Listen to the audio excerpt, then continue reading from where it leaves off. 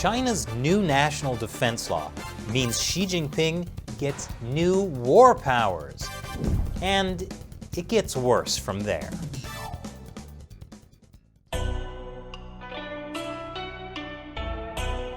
Welcome to China Uncensored.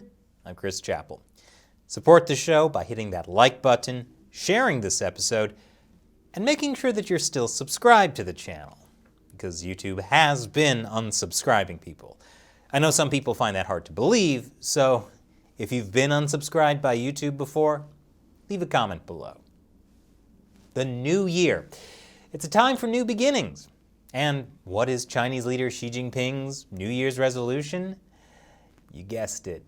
He's going to cement his hold over the military with new war powers. Weight Watchers was a close second, followed by organizing a cross-strait family reunion. Everyone in Taiwan is invited. The reunion will be at your place. But let's talk about Xi Jinping's new war powers. A revised national defense law went into effect in China on January 1st. And that law means that China's military is taking charge of more war powers. What powers? Well, the powers of global justice, of course, according to my favorite state-run media, the Global Times.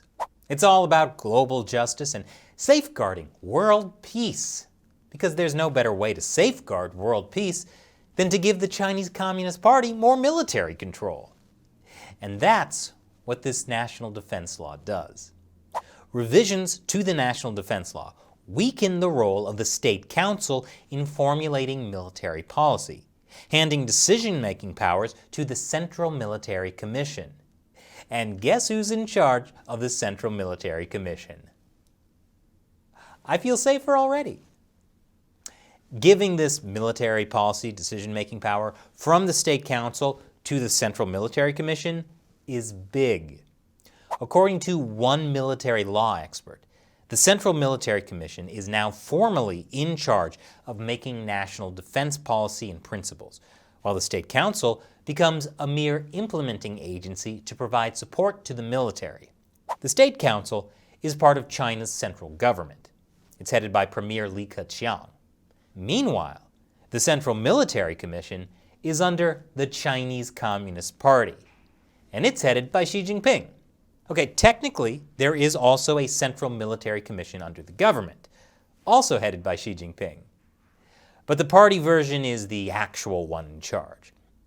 So with the party's Central Military Commission in charge of making defense policy, this new law strengthens the Chinese Communist Party and helps Xi Jinping consolidate more power over the military. Although Xi has been purging the military to consolidate his power for years. Now is a good time to remind everyone that the Chinese military, the People's Liberation Army, belongs to the Chinese Communist Party. This is not the Chinese government's military. It's the Communist Party's military. And with this latest change to the law, the government has less control over the PLA than it previously had. Although in some ways, this law isn't giving the Chinese Communist Party new powers. It's just reaffirming the powers that the party has already taken. I'll explain a bit later. But don't worry, the Communist Party is here to safeguard world peace. And I'll show you what that means after the break. Welcome back.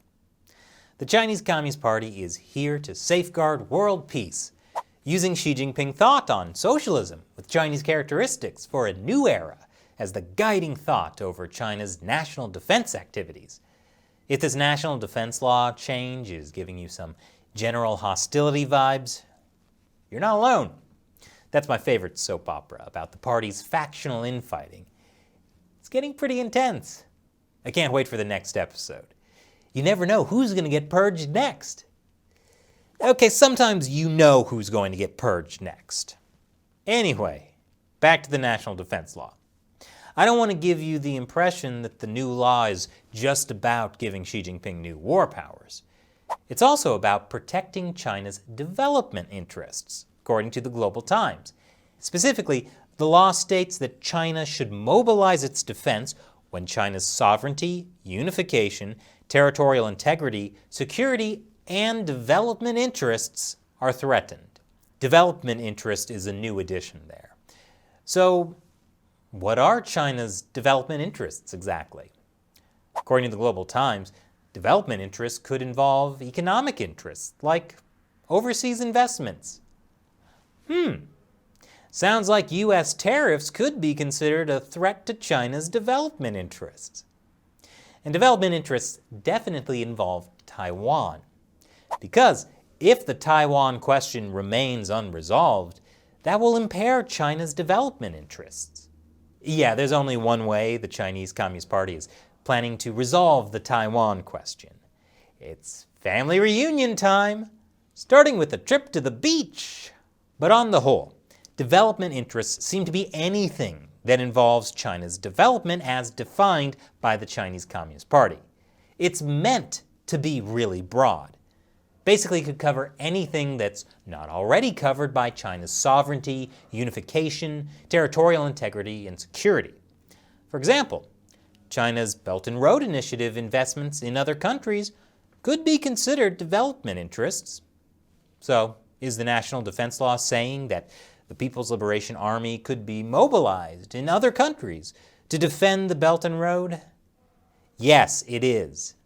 In fact, China has been completely forthright in developing an explicit military agenda to support the Belt and Road, including pursuing a strong naval force as the logical corollary to its development interests.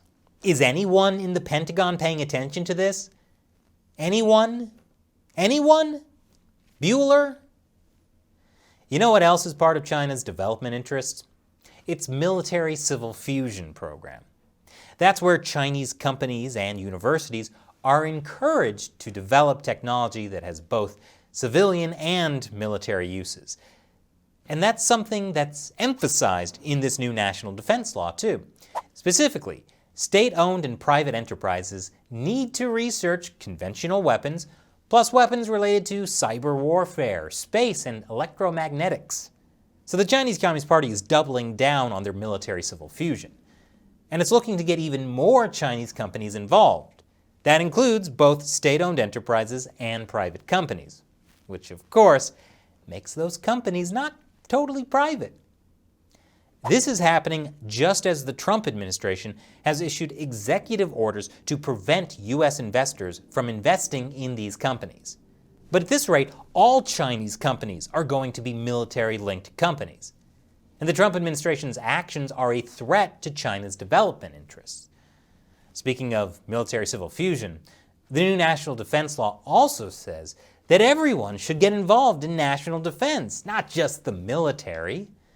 The revised law makes it clear that all state organs and armed forces, political parties, and people's groups, enterprises and public institutions, social organizations, and organizations of other types should support national defense and participate in its development. And just like the definition of China's development interests is really broad, so is the definition of national defense. Could enterprises and public institutions be ordered to steal research from foreign companies and universities to support China's national defense? Sounds familiar, right? And that's because overall, the new national defense law provides a legal framework for what the Chinese Communist Party was already doing. Xi Jinping's Central Military Commission wouldn't be getting these new war powers if Xi Jinping hadn't already taken over the military. And from militarizing the Belt and Road, to threatening Taiwan, to developing military civil fusion, these things were already happening. But now, they are officially justified and spelled out in this national defense law. Which means the Communist Party is probably going to accelerate everything they're already doing. Except for that Weight Watchers program. But don't worry. It's all for safeguarding world peace.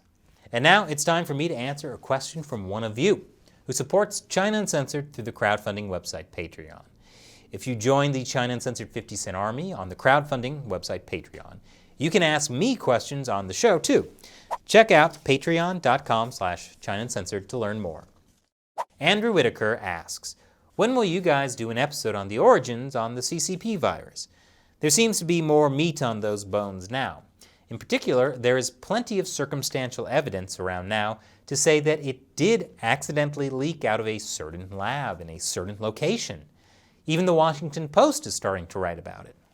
Yeah, Andrew, I've also noticed that it is suddenly being talked about now in the media, when before, even mentioning the possibility of the coronavirus coming from a lab leak was considered taboo. You would absolutely be called a conspiracy theorist. But now, even New York Magazine has done a cover story on the idea. Well, would you guys like us to do an episode on the evidence that the CCP virus could have come from a lab leak? Let us know in the comments below. That episode is definitely getting demonetized, which is why your support on Patreon is so important. Thanks for your question, Andrew.